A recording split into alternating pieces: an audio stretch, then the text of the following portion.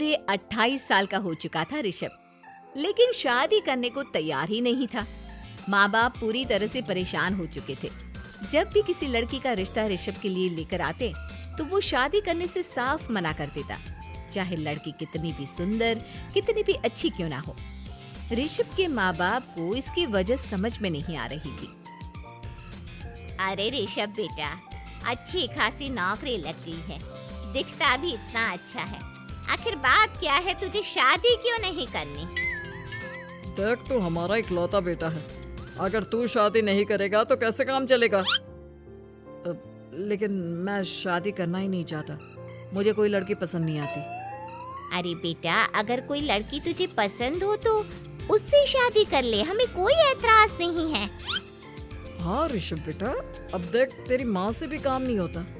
घर में एक बहू आ जाएगी तो कम से कम घर का माहौल भी अच्छा होगा और तेरी माँ को मदद भी मिल जाएगी।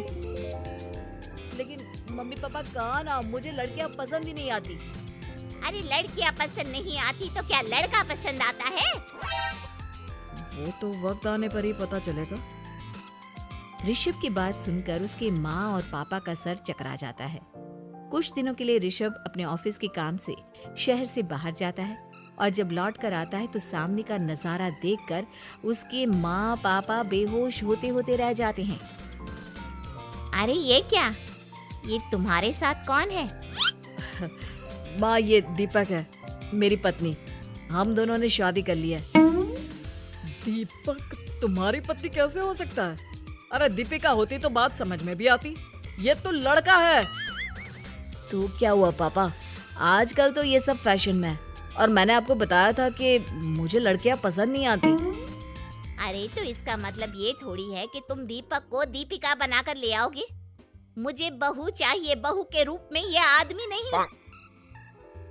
लेकिन मम्मी जी, मैं आपकी बेटे से बहुत प्यार करती हूँ, मेरा मतलब करता हूँ।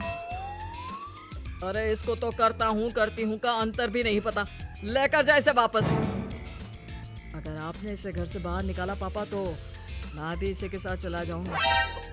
मैं ऋषभ के बिना जी नहीं सकती, मेरा मतलब जी नहीं सकता।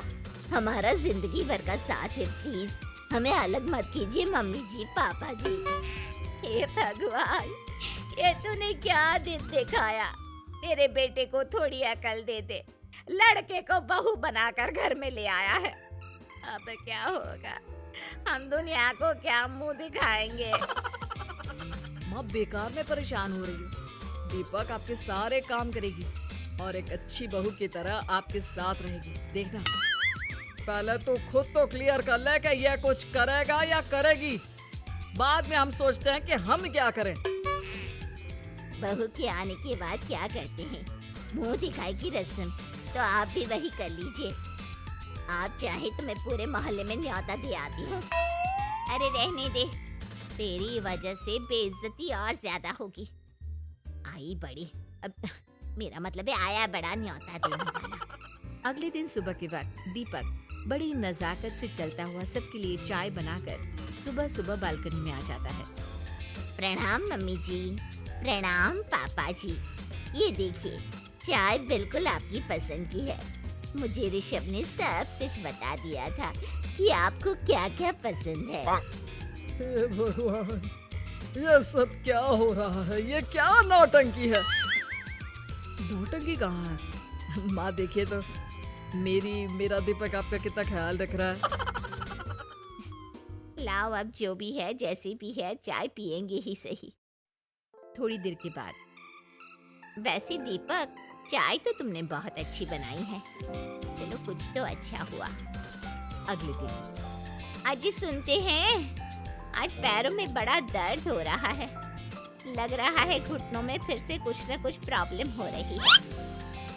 डॉक्टर ने वो दवाई दी थी, उसकी मालिश करो ना अपने घुटनों पर, आराम मिल जाएगा। वो क्या है ना, खुद के हाथों से ठीक से मालिश नहीं हो पाती। अरे मम्मी जी, आपको परेशान होने की क्या जरूरत है, मैं हूँ ना, लाइए मैं आपके पैरों पर मालिश कर देता हूँ, मेरा मतलब कर देती हूँ। अरे रहने दे, रहने दे, घर में बहू होती तो सेवा करती, यहाँ तो आदमी बहू बनकर बैठा हुआ है। मम्मी जी नाराज मत होइए, एक बार मुझे मौका तो दीजिए आपकी सेवा करने का। अच्छा ठीक है, ये ले दवाई लगा दे। दीपक बहुत अच्छे तरीके से घुटनों की मालिश करता है। थोड़ी देर के बाद इतना आराम मिल रहा है क्या बताऊं। ऐसा लग रहा है मेरे घुटनों में कभी तकलीफ थी ही नहीं। लगता है तुम्हारी लड़का बनी हुई बहू तुम्हें पसंद आने लगी है। ऐसा कुछ भी नहीं है, वो तो बस इतने अच्छे से मालिश की इसलिए मैंने इसकी तारीफ कर दी। मम्मी जी पापा जी आपस में लड़ाई नहीं करते। अच्छा आप ये बताइए शाम के खाने में क्या खाएंगे?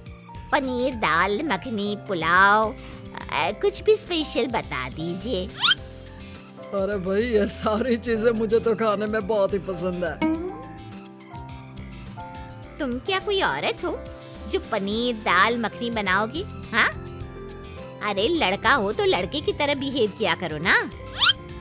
भले ही मैं लड़का हूँ तो क्या हुआ, अब तो मैं ऋषभ की पत्नी और आपके घर की बहू हूँ, तो मुझे उसी तरह से रहना पड़ेगा ना। अच्छा ठीक है, जो तुम्हें पसंद है बना लो। आदमी रसोई में खाना बनाते हुए कैसे लगते हैं, जरा मैं भी तो देखूं। शाम को दीपक सबके लिए अच्छा सा खाना बनाकर डाइनिंग टेबल पर लगा देता है। ऋषभ ऑफिस से जब लौट कर आता है, सब लोग खाना खाने के लिए बैठ जाते हैं। अरे वाह, क्या गजब का पनीर और दाल मखनी बनाई है। ऐसा जायका तो होटल के खाने में भी नहीं आता। दीपक, कितना अच्छा खाना बनाती हो, मेरा मतलब बनाते हो। तुम्हारी इसी अदा की वजह से तो मुझे तुमसे प्यार हो गया। अरे बहुत हो गया, आदमी होकर आदमी से प्यार करते हो। अरे लेकिन कुछ भी कहो, जरा खाना खा कर तो देखो ऋषभ की माँ, मजा आ जाएगा। हाँ वैसे बात तो आपकी सही है, खाना तो वाकई में लाजवाब है। इतना स्वादिष्ट पनीर तो मैंने अपनी जिंदगी में नहीं खाया। कितना अच्छा होता अगर ये दीपिका होती। और फिर अगली सुबह कुछ ऐसा होता है जिसे देखकर ऋषभ के माँ और पापा ना केवल खुश होते हैं बल्कि हैरानी से उनकी आंखें फटी की फटी रह जाती हैं। उन्होंने जो नजारा अपनी आंखों के सामने देखा उसे देखकर उन्हें अपने आप पर भरोसा नहीं हुआ। सुबह का वक्त था, सब लोग बालकनी में बैठकर सुबह की चाय का इंतजार कर रहे थे। तभी रसोई में से एक बहुत ही खूबसूरत लड़की जिसके लंबे लंबे बाल थे और जिसने साड़ी पहनी हुई थी, हाथ में चाय की ट्रे लेकर वहाँ आती है। अरे ये कौन है? रातों रात हमारा लड़की बहू बन गया क्या? मुझे लगता है कोई सपना देख रहा है। इतनी सुंदर बहू तो हमने सपने में भी नहीं देखी। देखा माँ, जादू हो गया, जादू। अरे लेकिन ये है कौन? तुम्हारा वो आदमी वाला पत्नी कहाँ चला गया? आपने मुझे पहचाना नहीं? मैं दीपक नहीं, दीपिका हूँ। इतने दिन से लड़के के कपड़े पहनकर आपके घर में आपकी बहू बनी हुई थी।